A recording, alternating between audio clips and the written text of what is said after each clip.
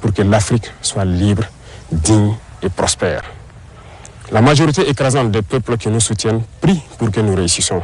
Nous les remercions et nous leur disons de continuer à nous soutenir parce que ce combat que nous menons, ce n'est pas uniquement pour le Burkina Faso, c'est pour tous les peuples noirs.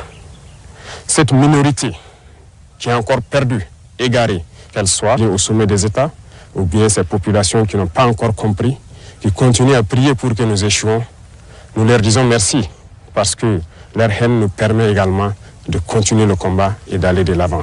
Et j'espère qu'elles comprendront un jour revenir à la raison et pouvoir se débarrasser de ces gènes de l'esclavage, les tiennent.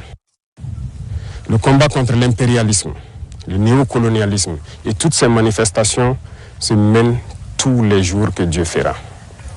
Nous ne baisserons pas les bras, nous continuerons sur notre lancée et je pense que toute la jeunesse est aussi invitée à s'exprimer.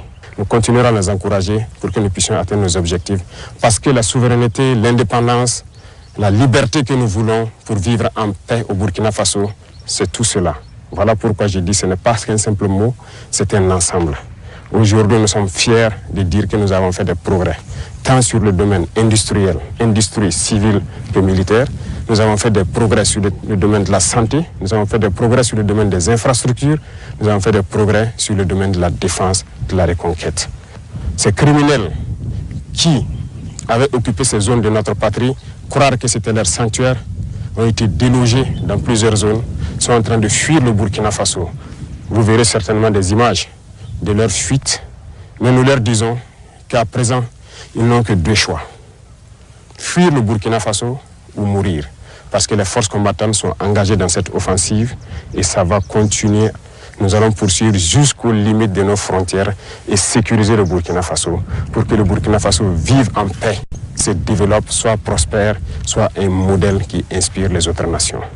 Je vous souhaite une très bonne fête d'indépendance dans la sobriété, bien sûr, que ce soit une occasion de réflexion, de pouvoir discuter, d'échanger, de communier pour réfléchir à l'avenir de notre chère patrie et pour que le Burkina Faso soit un modèle.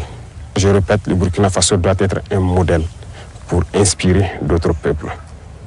Vive le Burkina Faso, vive le pays des hommes intègres.